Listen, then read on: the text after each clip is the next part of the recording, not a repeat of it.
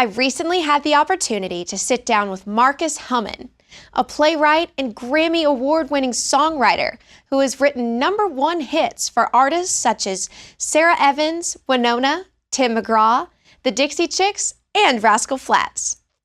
In part 1 of our 2-part series, Marcus discusses his career as a singer-songwriter and shares his valuable insight into the world of professional songwriting.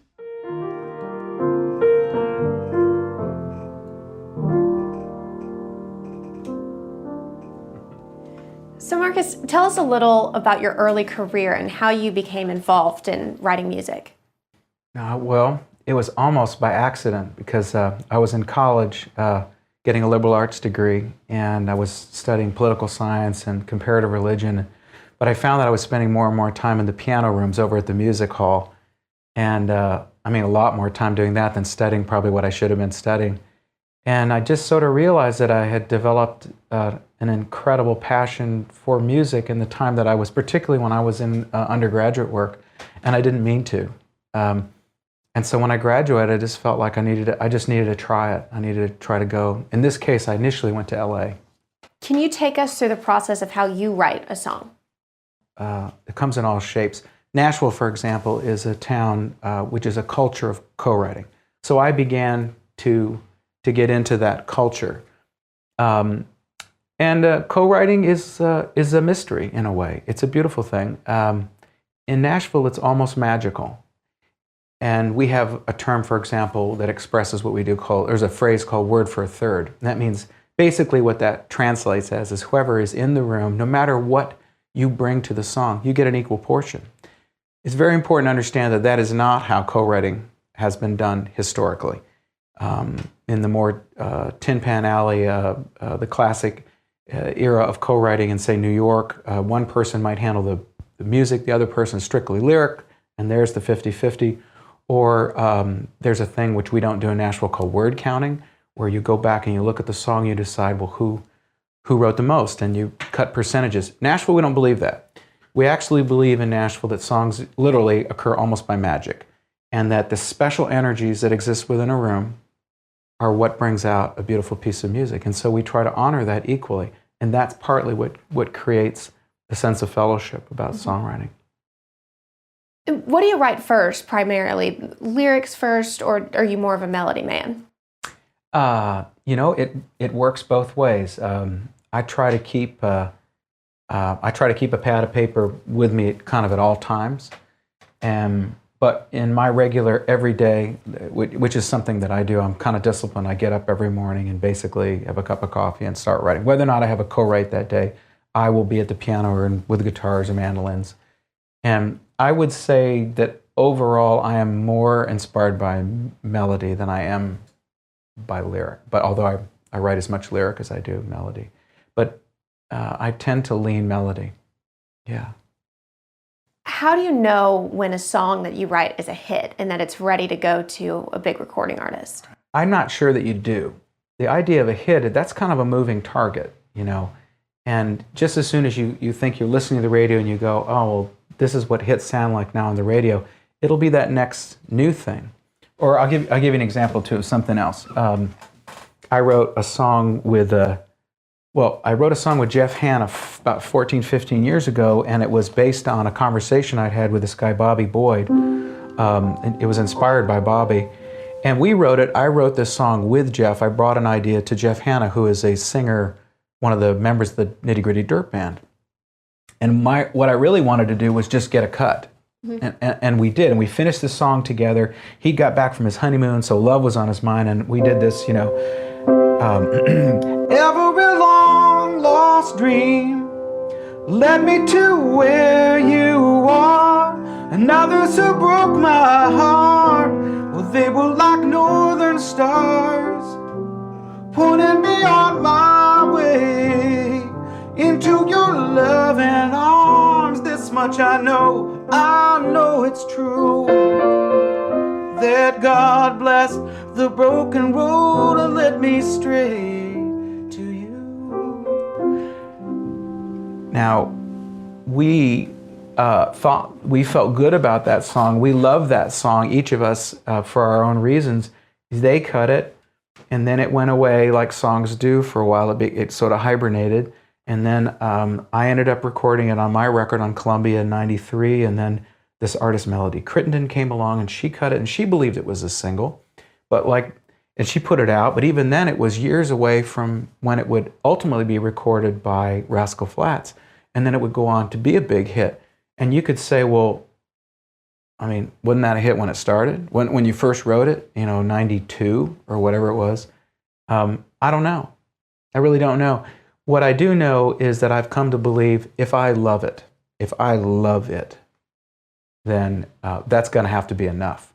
And I'm going to take that song and give that to my publisher, and I'm going to encourage my publisher, if they feel passionate to project that passion to the artist. But the songs are a mystery. I mean, they really are. What makes one song? There are songs which are even hits, and they're not really hits. They're not really going into the consciousness of our culture, and other songs just do. And how do you go about getting your songs heard by artists? I'm signed to a publishing company. I'm with Warner Chappell now. I was with BMG, and I've been with Sony in my life, in my professional life. And in that world, I'll write something either alone or with an artist or with another writer, and I tend to work with a publisher, and if we decide that it has a chance to be cut or that has value in the marketplace, then we go in and we spend money on it. We go cut a demo. And once the demo's done, the publishing company's job, and to some extent my job too, is to then take it out in what we call plugging. And that's a job. It's a big job in the world of publishing. If you get a job as a plugger, your job is to stay on the street, to know who is cutting, meaning who's cutting a record, and to get that song to either, ideally to the artist, but that's very, very difficult too. The producer is great too. A lot of times teams around an artist, they have an individual who listens for them, who is sort of like in scripts, who reads and doesn't, you have to get through that door. Yeah, you're very lucky if you happen to know. If you're old, some of the older writers like myself, in some cases, we actually know the artist and we can send it to them. You've written so many recognizable songs that mean so many different things to different people. Is it weird for you that people may interpret your songs different? Yeah, that's interesting. Yeah, because I really do think that once you've written a song, you're responsible for knowing what you meant by writing it.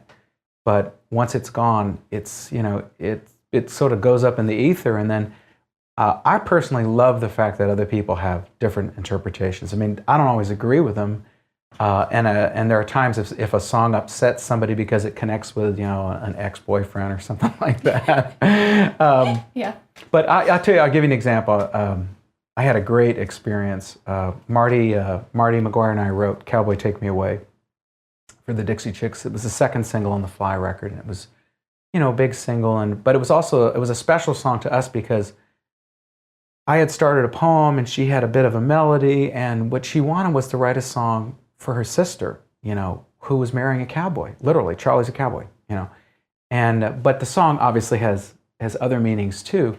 And I'll never forget one night I was doing a benefit for St. Jude's at the Bluebird, and I kid you not, a young girl came up to me and said, she said, "Mr. Hummon, Cowboy Take Me Away is my favorite song," and I was like, "Oh, that's great. That's very," and but then she said, "But I've been wanting to ask you this question." She said, when you talk about the cowboy, is the cowboy actually God?" And I thought, "Cowboy, take me away, fly this girl as high as you can to the wild blue." And I started thinking of the lines, and I told her, I said, I think that's probably more beautiful than the song we wrote. It was just one of those moments where, at some level, I suppose she's right. And I hope, but it kind of knocked me out that evening. Let me play it. You know what? The other thing that's kind of fun about doing a song that people get to know is that folks know the chorus. So I'm going to test you, Tucker. We're going to find out what you know. Okay. Because I know you're a singer-songwriter. So say, cowboy. You're going to go melody. 1, 2, 3. Cowboy, take me away. Fly this girl as high as you can into the wild blue.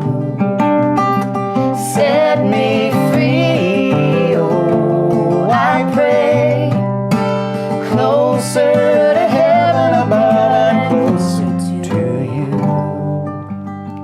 Closer to you.